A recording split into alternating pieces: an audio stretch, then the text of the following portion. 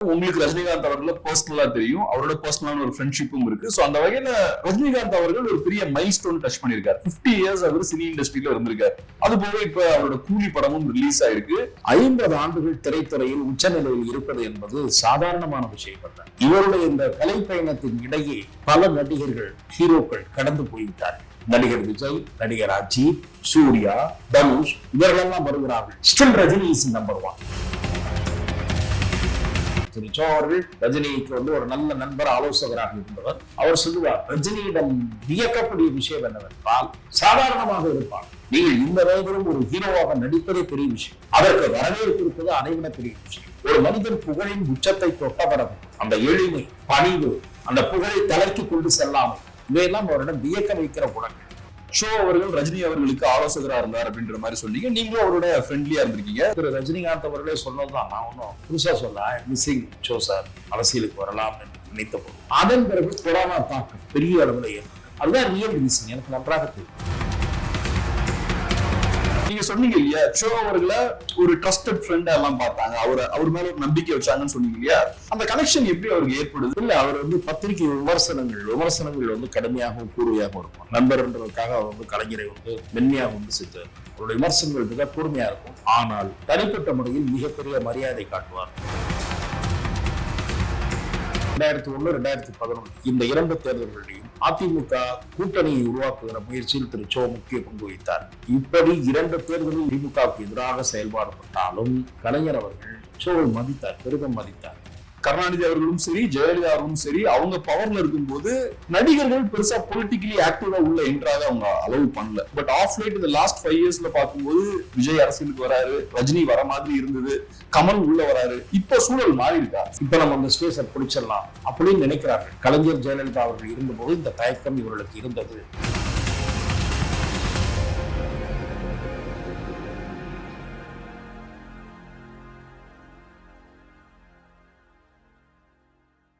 Sir வணக்கம்.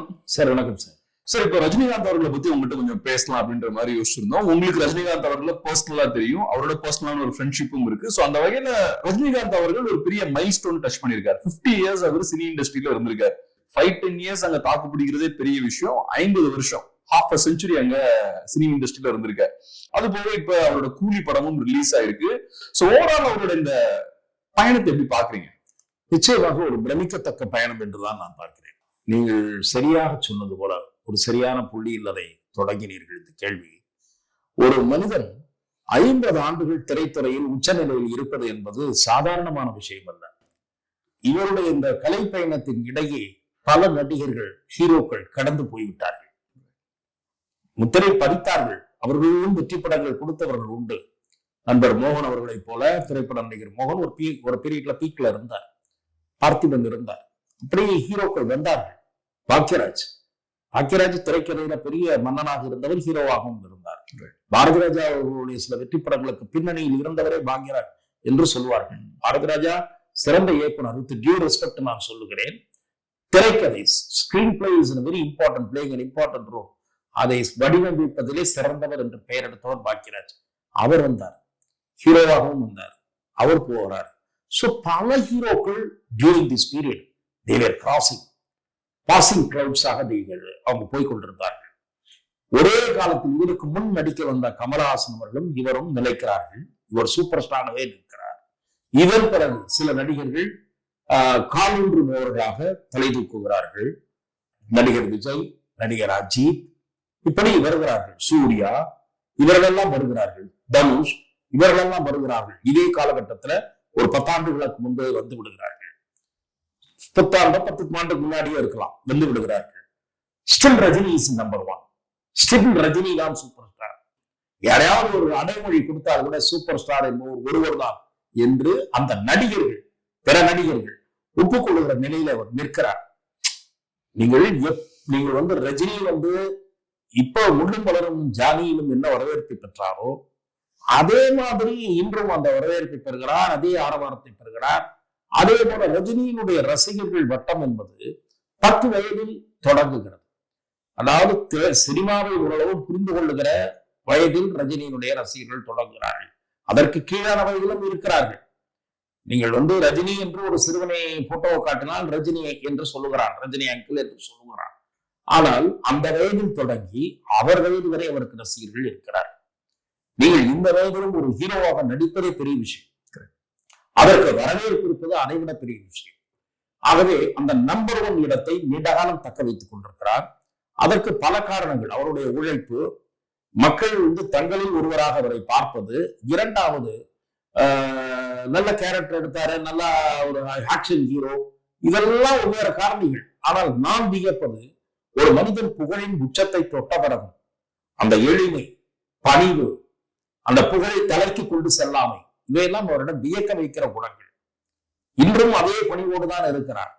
நான் திரு so அவர்கள் சொன்னதைத்தான் நான் சொல்வேன். திரு சோ அவர்கள் ரஜினிக்கு ஒரு நல்ல நண்பர், ஆலோசகராக இருந்தவர். அவர் சொல்லுவார், ரஜினியிடம் வியக்கக்கூடிய விஷயம் என்னவென்றால் சாதாரணமாக இருப்பார். அவர் புகழ்பெற்ற நடிகர் என்பதை காட்டிக் கொள்ள மாட்டார். இன்றைக்கு பல நடிகர்கள் கேரவன்ல பயன்படுத்துவதெல்லாம் நாம் பார்க்கிறோம். நான் அதை தவறென்றே சொல்ல மாட்டேன். அவர்களுக்கும் ஓய்வு தேவை, இரவு பகலாக நடிக்கிறார்கள்.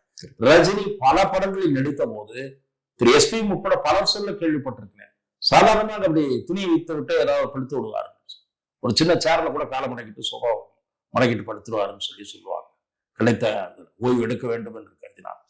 அதே மாதிரி தொழிலாளர்களோடு ஷூட்டிங்ல சாப்பிடுவது முதல் கொண்டு எளிமையாக பெயர் சொல்லி அழைப்பது வரை, பலருடைய நலன்ல அக்கறை செலுத்துவதை, சிலருக்காக பணம்லாம் பண்ணி கொடுத்தேன். அதெல்லாம் வேற விஷயம். அது என்ன சொல்லிக்கொண்டே போகலாம். ரஜினி அவர்களிடம் ஒரு மனித நேயம் அடிப்படையா ஒரு விஷயம், எளிமை. அந்த மாதிரி ஒரு திரைத்துறையில இவ்வளவு காலம் நிலைத்து நிற்பது என்பது நீங்கள் சொல்வதை போல அதுவும் நம்பர் 1 பொசிஷனை தக்க வைத்துக் கொண்டு நீடிப்பது என்பது ஒரு வியப்பக்கூடிய சாதனை தான். ஒரு விஷயம் சொன்னீங்க, இப்ப ஷோ அவர்கள் ரஜினி அவர்களுக்கு ஆலோசகரா இருந்தார் அப்படின்ற மாதிரி சொன்னீங்க. நீங்களும் அவரோட ஃப்ரெண்ட்லியா இருந்திருக்கீங்க. சோ என்ன மாதிரியான ஆலோசனைகளுக்கான ஆலோசகர் என்று நான் சொல்வது, நீங்க அந்த ரியல் சென்ஸ்ல எடுத்துக்கொள்ளக்கூடாது. ஒரு நண்பர்களுக்குள் பேசிக்கொள்ளும் போது பல விஷயங்கள்ல ஷேர் பண்ணிக்குவார்கள். சில விஷயங்களை இப்படி செய்யலாம்னு நினைக்கிறேன், என்ன நினைக்கிறீங்கன்னு கேட்கறது இருக்கு. ஒரு இன்ட்ரெஸ்ட் தெரிஞ்சுக்காக கேட்டேன். இல்ல அது ஒரு இன்ட்ரெஸ்டிங் ஆஸ்பெக்ட் இருக்கிறது என்பதை நான் இல்லை என்று சொல்லவில்லை. அது தனிப்பட்ட முறையிலான உரையாடல்கள்ல இருவரும் ஒருவர் மீது ஒரு ஆழ்ந்த ஒரு நம்பிக்கையும் ஒரு நட்பும் அவர்களுக்குள்ள அந்த இது இருந்தது. ஒரு நல்ல கெமிஸ்ட்ரி. திரு சோ அவர்கள் பொதுவாகவே பலவருடைய நம்பிக்கை பெற்றதனால்தான் அவர்கிட்ட நான் கற்றுக்கொண்ட குணம் என்று கூட சொல்வேன். தனிப்பட்ட முறையில் பலர் தங்களுடைய மனதை திறந்து பல விஷயங்களை பேசுவார்கள். திரு சோ அவர்கள், அது திரு ரஜினிகாந்த் அவர்களாகட்டும், செல்வி ஜெயலலிதா அவர்களாகட்டும், டாக்டர் கலைஞர் அவர்களாகட்டும், பல விஷயங்களை பேசியிருக்கிறார்கள். அது வெளிப்படுத்தாத தன்மை, அவர்களுக்கு தனக்கு என்ன தோன்றுகிறது அவர்கள் கூறுகிற பிரச்சனைகள் மீது என்பதை தெரிவிப்பது. இதுதான் நான் சொல்றது. அதுதான் ஆலோசனை என்றது, அது சஜஷன் அப்படி வச்சுக்கலாமே தவிர ஆலோசகர்னா ஒரு தொடர் ஆலோசகர் என்ற அர்த்தம் அந்த சென்ஸோட அதை எடுத்துக்கொள்ளக்கூடாது. அவர்களுக்கு ஒரு நல்ல நண்பராக, ட்ரஸ்டட் ஃப்ரெண்டாக இருப்பது, அந்த மாதிரி அவர் இருந்திருக்கிறார். அவரே திரு ரஜினிகாந்த் அவர்களே சொன்னதுதான். நான் ஒன்னும் புதுசா சொல்ல, மிஸ்ஸிங் சோ சார் அப்படின்னு அவரே ஒரு முறை சொன்னதான். அரசியலுக்கு வரலாம் என்று நினைத்த போது காலம் கடந்து ஒரு முடிவெடுத்தாரு. சோ சார் சொல்லும் போது என்னால் எடுக்க முடியவில்லைன்னு சொல்லி மிஸ்ஸிங் சோ சார்னாரு. அதன் பிறகு கொரோனா தாக்கம் பெரிய அளவில் ஏற்பட்டது. அதுதான் ரியல் ரீசன். எனக்கு நன்றாக தெரியும். நான் அந்த காலகட்டத்தில் அடிக்கடி அவரோடு உரையாடுகிற வாய்ப்பை பெற்றவன். அவர் சொன்னார், இப்ப நான் போனோம்னா என்ன சார் ஆகும்? ஏன் சார் என்னுடைய ஹெல்த் பாதிக்கப்படும்னு டாக்டர்கள் சொல்றாங்க. அது வேற ஒரு பக்கம் இருக்கட்டும். கிரௌடு எப்படி நீங்க கட்டுப்படுத்துவீங்க? 1000 பேருக்கு தான் அனுமதினு சொல்றாங்க பொதுக்கூட்டம். அப்போ நடுவில் அந்த இதெல்லாம் வரையறையெல்லாம் வந்தது.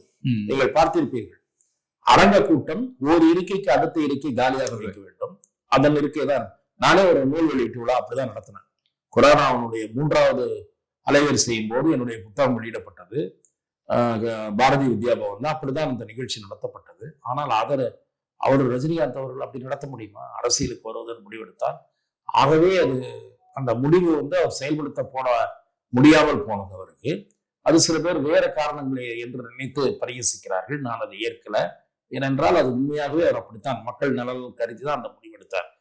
பல்லாயிரக்கணக்கானவர்கள் கூடுவார்கள். நோய் தொற்று பரவும். அவருடைய தாக்கம் இன்னும் அலை கட்டுப்படுத்தக்கூடிய முயற்சியை உலக அளவில் ஈடுபட்டு அதில் இந்தியா குறிப்பிடத்தக்க வெற்றியை பெற்றது. மிக விரைவாக அந்த ஊசியை கண்டுபிடித்து லட்சக்கணக்கான மக்களுக்கு விநியோகித்து, அதெல்லாம் மோடி அரசின் சாதனை.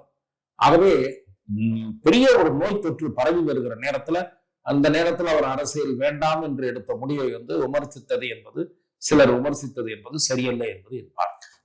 கண்டிப்பா அதை குறித்து கொஞ்சம் பேசுவோம். பட் இப்ப சோ அவர்களை பத்தி எனக்கு இன்னொரு கேள்வி இருக்கு. இப்ப சில மனிதர்கள் பார்த்தோம்னா ஃபேமஸான பவர்ஃபுல் பர்சனாலிட்டிஸோட க்ளோஸா நெருங்கக்கூடிய அந்த கெப்பாசிட்டி இருக்கும். உதாரணத்துக்கு இப்ப ஹென்ரி கிஸ்ஸிஞ்சர் எடுத்துக்கிட்டோம்னா எல்லா அமெரிக்கன் பிரசிடென்ட்ஸோடையும் க்ளோஸா இருந்தவர். பெரிய பெரிய நாடுகள் இருக்கக்கூடிய பெரிய டாப் லீடர்ஸோட க்ளோஸா இருக்கக்கூடிய அந்த கெப்பாசிட்டி அவருக்கு இருந்தது. நீங்க சொன்னீங்க இல்லையா, சோ அவர்களை ஒரு ட்ரஸ்டட் ஃப்ரெண்டா எல்லாம் பார்த்தாங்க, அவர் மேல ஒரு நம்பிக்கை வச்சாங்கன்னு சொன்னீங்க இல்லையா. அந்த கனெக்ஷன் எப்படி அவருக்கு ஏற்படுது? அவர்கிட்ட அந்த அவங்களோட நெருங்குறதுக்கான ஸ்பெஷலான ஒரு கேரக்டரோ இது ஹெல்ப் பண்ணுச்சு? இல்ல, அவர் பத்திரிகை விமர்சனங்கள் கடுமையாகவும் கூர்வையாகவும் இருக்கும். நண்பர்ன்றதுக்காக அவர் கலைஞரை மென்மையாக சித்தர். அவருடைய கடைசி சில ஆண்டுகள்ல வார்த்தைகள்ல மிக கடுமையை காட்ட வேண்டாம்னு நினைச்சாரே தவிர அதுக்கு முன்னாடி மிக கூர்மையா இருக்கும். அவருடைய விமர்சனங்கள் மிக கூர்மையா இருக்கும். ஆனால் தனிப்பட்ட முறையில் மிகப்பெரிய மரியாதை காட்டுவார். அவர் ஒரு பெரிய தலைவர். அந்த தலைவருக்குரிய அதுவும் அவர் ஆட்சியில் இல்லாத போதுதான் இன்னும் கூடுதலாக மரியாதையோடு திரு சோ அவர்கள் அவரை இது பண்ணுவார். ஒரு பொது நிகழ்ச்சியில நான் பல நிகழ்ச்சிகள்ல கலந்திருக்கேன். அவரோடு போகிற வாய்ப்பு கிடைத்தது. கலைஞர் அவர்கள் எதிர்கட்சியாக இருந்து ஒரு நிகழ்ச்சியில் கலந்து கொண்டு, அது திருமண நிகழ்ச்சியோ வேற ஒரு நிகழ்ச்சியில கலந்து கொண்டு திரு சோ அவர்களும் அங்கே கலந்து கொள்கிற சூழ்நிலை வந்தால் கலைஞர் அவர்கள் நிகழ்ச்சி முடிந்து புறப்படுகிற வரை திரு சோவுடன் இருப்பார். இருந்துதான் வழி அனுப்பி வைப்பார். அதன் காரணமாகத்தான் கலைஞர் அவர்கள் ஒரு உதாரணமாக சொல்லுகிறேன், கடுமையாக விமர்சித்து 2011 தேர்தல்ல சரி, 2006 2011 தேர்தலும் சரி, 2001 இந்த 2 தேர்தல்கள் 2001 2011 இந்த 2 தேர்தல்களையும் அதிமுக கூட்டணியை உருவாக்குகிற முயற்சியில் திரு சோ முக்கிய பங்கு வகித்தார். 2001 அதிமுக தமாக கூட்டணி உருவாக்கத்தில் திரு சோ முக்கிய பங்கு வகித்தார். அப்போது திரு மூப்பனார் அவர்களால் சரியாக பேச முடியாத நிலை இருந்தது. ஆகவே மூப்பனார் சார்பாக செல்வி ஜெயலலிதாவுடன் பேசுகிற பணியை மேற்கொண்டார். 2011 தேமுதிகவோடு அதிமுக கூட்டணி வந்தது. அந்த கூட்டணி திரு விஜயகாந்த் அவர்களுக்கும் செல்வி ஜெயலலிதா அவர்களுக்கும் இடையில கருத்து பரிமாற்றத்திற்கு திரு சோ அவர்கள் உதவியாக இருந்தார். இப்படி 2 தேர்தலில் எதிராக திமுகவுக்கு எதிராக செயல்பாடுபட்டாலும் கலைஞர் அவர்கள் சோவை மதித்தார், பெரிதும் மதித்தார். விமர்சனம் செய்தாலும் அவர் விமர்சனம் சில நேரங்களில் கலைஞரை வேதனைப்படுத்தி இருந்தாலும் சோ தனிப்பட்ட முறையில் பழகுவதற்கு நாகரிகமானவர், நம்பிக்கைக்குரியவர். தனிப்பட்ட உரையாடல்களில் பேசுகிற கருத்துக்களை எழுத்துக்கு பயன்படுத்த மாட்டார் என்பதுதான் அவர் மீது இருந்த மரியாதை. இதேதான் செல்வி ஜெயலலிதா விஷயத்தில். நீங்கள் கோபமாக யாரை பற்றியோ பேசுகிறீர்கள், இல்லது ஒரு சொந்த பிரச்சனையை சொல்லுகிறீர்கள். நான் ஒரு பத்திரிகையாளர், அதை நான் பயன்படுத்தினால் பரபரப்பாக இருக்கும். அந்த பரபரப்பை விரும்பாதவர் திரு சோ. தனி மனித அந்த நட்பை பேணுவதில் மிக நாகரிகமும் கண்ணியமும் காக்கக்கூடியவர் என்பதனால் அது சாத்தியமாயிற்று. சரி, இப்ப ரஜினிகாந்த் அவர்கள் அரசியலை பொறுத்தளவுல நான் சின்ன பையனா இருக்கும் போதே ஒரு பெரிய ஹைப் இருந்தது. ரஜினிகாந்த் அவர்கள் அரசியலுக்கு வருவாரா மாட்டாரா அப்படின்ற மாதிரி. அவருக்கு ஏன் அரசியலுக்குள்ள ஸ்ட்ராங்கா வரதுல ஒரு தயக்கம்? எனக்கு புரியுது, கோவிட் டைம்ல வர முடியாத சிக்கல்கள் இருக்குன்னு. பட் அதுக்கு முன்னாடியே இந்த ஹைப் இருந்தது, அதுக்கு அப்புறமும் வந்திருக்கலாம். ஏன் ஒரு தயக்கம்? இல்ல, எனக்கு என்ன தோணுதுன்னா, சில பேர் கூறுவது அது நிராகரிக்கத்தக்கதல்லன்னு தான் எனக்கும் தோணுது. டாக்டர் கலைஞர் மீது அவருக்கு இருந்த பெரிய மரியாதை. செல்வி ஜெயலலிதா அவர்களோடு கூட அவருக்கு உரசல்கள் ஏற்பட்டிருக்கின்றன. செல்வி ஜெயலலிதா அவர்களுடைய முதல் பதவி காலம் அவருக்கு உரசல்கள் நிகழ்ந்த காலம். அதன் பிறகு கூட இந்த 96 வரை அந்த இதெல்லாம் இருந்தது. ஆனால் கலைஞர் அவர்கள் மீது அவருக்கு பெரிய மரியாதை இருந்தது. பின்னால செல்வி ஜெயலலிதா அவர்களுக்கு நல்ல நட்பு வந்தது. அவர் வீட்டுக்கே போய் திருமணத்துக்கு போனாங்க. ரஜினி அவர்களும் துணிச்சலான பெண்மணி என்று பின்னால பாராட்டினாரு. அது பின்னால நடந்தது. ஆனா கலைஞர் அவர்கள் இருந்தவரை அவர் அதன் காரணமாக தவிர்த்தாரோ என்பதுதான் என்னுடைய பார்வை. ஆனா அரசியலுக்கு வந்தா பெரிய தாக்கத்தை ஏற்படுத்தி இருக்க முடியுமா அவரால்? நிச்சயமாக ஏற்படுத்தி இருக்க வாய்ப்பு இருந்தது என்றுதான் நான் பார்க்கிறேன். ஆனால் அது ஒரு களம் கடுமையானதாக இருந்திருக்கும். அது ஒன்றும் ஈஸியாக இருந்திருக்காது. ஆனால் ரஜினி அவர்களுக்கு மற்றவர்களை விட புகழ் அதிகம். ஆகவே ஒரு கடுமையான போட்டி ஏற்படுத்தி இருக்கக்கூடிய வாய்ப்பு இருந்திருக்கலாம் என்பதுதான் பார்வை. அதை இவ்வளவு ஆராய்வது அவர் செய்யலை என்று நான் நினைக்கிறேன். இன்னொரு விஷயம், ரஜினி அவர்களோட பர்சனாலிட்டி பத்தி சொல்லுங்க சார். என்ன மாதிரியான பர்சனாலிட்டி? இப்ப சிலவங்க இன்ட்ரோவர்ட்ஸா இருப்பாங்க, சிலவங்க நல்லா நீண்ட கான்வர்சேஷனை வைப்பாங்க, சிலவங்க டக்குன்னு குயிக்கா பேசிட்டு குயிக்கா முடிச்சிருவாங்க. என்ன மாதிரியான பர்சனாலிட்டி அவர்? இல்ல, அவர் நெருங்கிய நண்பர்களோடும் நீண்ட நேரம் உரையாடக்கூடியவர் தான். பொதுவாக மரியாதை, மிகுந்த மரியாதை காட்டக்கூடியவர். அவர்கள் சாதாரண மனிதராக இருக்கலாம், புகழ்பெற்றவர்களாகவும் இருக்கலாம். எல்லோரையும் ஒரே மாதிரி தான் நடத்துவார். நான் ஒன்றும் பெரிய பிரபலமான ஆள்லாம் இல்லை. நான் திரு சோ அவர்கள் வழியாக அறிமுகம் பெற்றவர். அது யாராக இருந்தாலும் திரு சோ அவர்களிடம் அந்த பண்பை பார்த்து நான் வியந்திருக்கிறேன். திரு ரஜினி அவர்களிடம் தன்னை அந்த அதே பண்பை பார்த்திருக்கிறேன். திரு சோ அவர்கள் தன்னை சந்திக்க வருபவர்களை ஒன்று கீழே வாசல் வரை வந்து வழி அனுப்புவார். இல்லை குறைந்தபட்சம் தன் அறையிலிருந்து வெளியே வந்து படிக்கட்டு வரை நின்று வழி அனுப்புவார். பின்னால உடம்பு கொஞ்சம் தளர்ந்த பிறகு மற்ற நேரங்களில் கீழே வருவார். ஸோ அதே மாதிரிதான் திரு ரஜினிகாந்த் அவர்கள் இந்த கதவை தாண்டி வெளியே வராண்டா வரை வந்து வழி அனுப்புகிற பழக்கம் உள்ளவர். அதே மாதிரி டக்குன்னு பார்த்துட்டு அந்த மாதிரிலாம் அனுப்புறது இல்லை.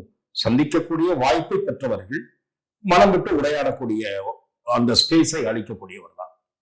நான் அப்சர்வ் பண்ண இன்னொரு விஷயம் என்னன்னா, இப்ப கருணாநிதி அவர்களும் சரி, ஜெயலலிதா அவர்களும் சரி, அவங்க பவர்ல இருக்கும்போது நடிகர்கள் பெருசா பொலிட்டிக்கலி ஆக்டிவா உள்ள என்ட்ராக அவங்க அலோவ் பண்ணல.